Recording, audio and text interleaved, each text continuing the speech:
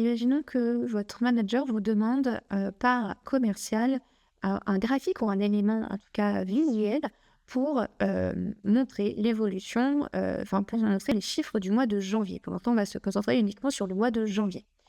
Je vais donc sélectionner les différents vendeurs et je vais cliquer sur l'onglet Insertion. Dans l'onglet Insertion, vous allez avoir des graphiques, différents types de graphiques. Donc, soit vous sélectionnez un type de graphique en particulier, par exemple, effectivement, les secteurs 2D, aussi qu'on appelle également des camemberts, où vous pouvez avoir des graphiques, des histogrammes, des graphiques en barre. Sinon, vous pouvez cliquer ici sur graphique recommandé. Excel va essayer de vous guider pour vous dire que selon lui, et par rapport aux données que vous avez, effectivement, le mieux serait éventuellement de sélectionner ce type de graphique.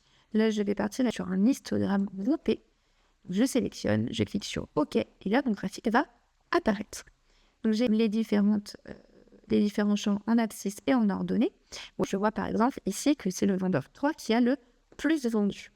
Si j'ai besoin de rajouter un titre sur mon graphique, puisqu'effectivement par défaut Excel va marquer titre du graphique, j'aurai juste qu'à double-cliquer et à changer le titre.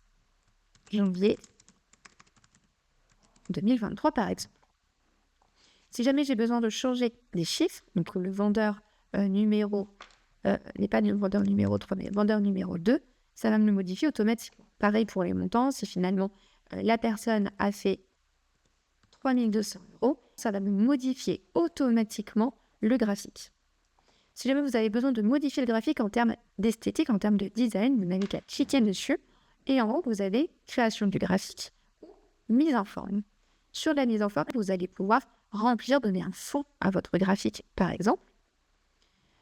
Vous allez pouvoir éventuellement mettre en gras les éléments qui sont présents sur votre graphique.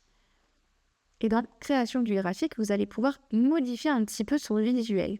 Si jamais, par exemple, vous préférez quelque chose d'un petit peu plus, par exemple, en fond noir, vous allez pouvoir rajouter, en tout cas changer le type de graphique que vous avez. Par exemple, je vais me mettre là-dessus.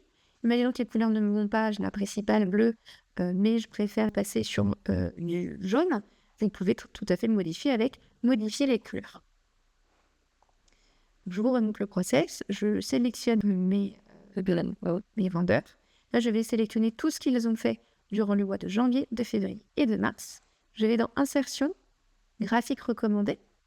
Et donc là, Excel va me donner automatiquement des types de graphiques. Pour changer un petit peu, je vais prendre un graphique avec en barre groupée. Je sélectionne ce que je souhaite, je clique sur OK et mon graphique du coup va apparaître. Bien évidemment, je peux le déplacer si je le souhaite. Je vais le mettre juste en dessous. Je peux également agrandir sa taille si besoin.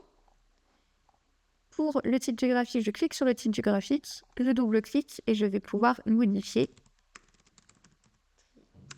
trimestre 1 par exemple. Et j'aurai les différents éléments.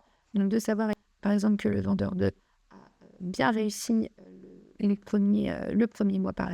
deuxième mois par exemple. Encore une fois, si jamais vous souhaitez modifier les couleurs, ce sera dans création du graphique. Je sélectionne mon graphique, je clique sur création du graphique et je modifie les couleurs. Si par exemple je veux plutôt une déclinaison de bleu ou de jaune, peu importe. Et dans mise en forme, je vais pouvoir mettre des éléments en gras si je veux ou en bleu si je le souhaite, par exemple. Donc voilà comment est-ce qu'on fonctionne les graphiques. Vous sélectionnez ce qui vous intéresse, l'onglet Insertion, graphique recommandé, et ensuite vous pouvez le déplacer et le modifier comme bon vous semble.